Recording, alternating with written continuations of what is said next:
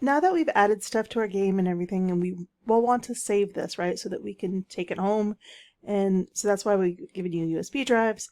So what you're going to want to do is save this to a USB drive, and to do that, what you're going to do is go up to File, and go down to Zip Project. And what zip means is that it's going to compress your file down and save it to a USB drive. So you click on that, and you'll see that what it's going to do is compress your current information that you have here, but you want to store it someplace else. So we're going to store it on our USB drive. So you can see I have my USB drive here on the E drive. So I'm going to click that, and that's where I'm going to put it, is in this folder, and I'm just going to hit Save.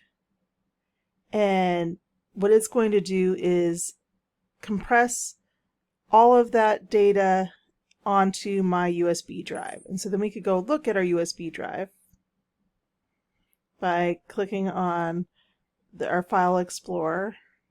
And you'll see I have my USB drive here, so I can double click on that. And you'll see now I have my USB drive here. And right now, showing my date and everything. It's a little slow because I think it's still working. So now that it's finished, we can make this a little bit bigger and look at the size. So you can see it's 1.1 gigs. So, and this is fairly small because we didn't add a lot to our game. If you add, the more things you add, like sounds and graphics and animations, the bigger the file is going to be. So we didn't add a whole lot, so that's why we're only at 1 gig. So what we're going to do is, this is our file now. So if we go to where it existed, like we had built it here on the F drive, and if I right click on this file and do properties, it's going to tell you how big it is. So it's normally 2.45 gigs. And so when we compressed it put it on our USB drive, it is only 1.1 gigs. Now, to use this, we're not going to use it from where it's currently located. Right? I could double click this and open it, and I can see the content. It looks slightly different than what it did before, but what you're going to do to use this is I'm going to right click on the file, and I'm going to say extract all, and then I'm going to browse the location, and I'm going to browse and put it back on my F drive, because that's a solid state drive and it's going to be easier. And so you can see I have this same title here, but what I'm going to do is say, instead of version 1, I'm going to say version 2. Now what this allows us to do, and so I might have to create a new folder and call it that. So I'm going to do that and make this one version 2. And I'm going to select this folder, and so that's where it's going to extract the files to, and extract.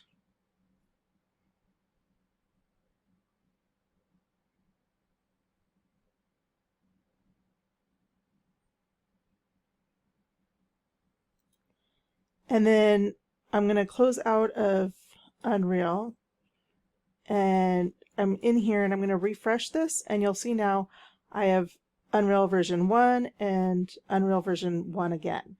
And the reason why it says Unreal version 1 again is because I didn't change it everywhere I needed to. So we're going to go to the F drive and click Unreal, and so we have version 1 here and we have version 2 here. What we need to do is go inside it and change this from version 1 to version 2. So this is the actual name of the file. You might not see uProject, and if you don't see uProject, it's fine. It's the type of file. So they have extensions that say what kind of file it is that we're opening. And so this uProject is for an Unreal project.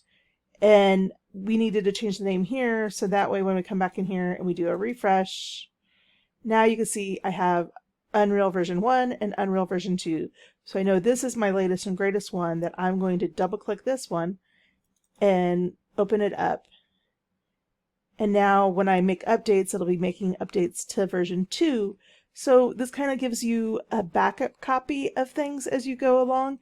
And so if something happens and you it doesn't work right, or you mess things up, like this, I have an error and I don't know why I have an error, but I can go back to a previous version. So that's what saving it off to the OneDrive and opening it up out of the zip file is, right? But the main thing you want to be aware of with the zip file is Do not try to work from inside the zip file because it won't work. You'll have issues.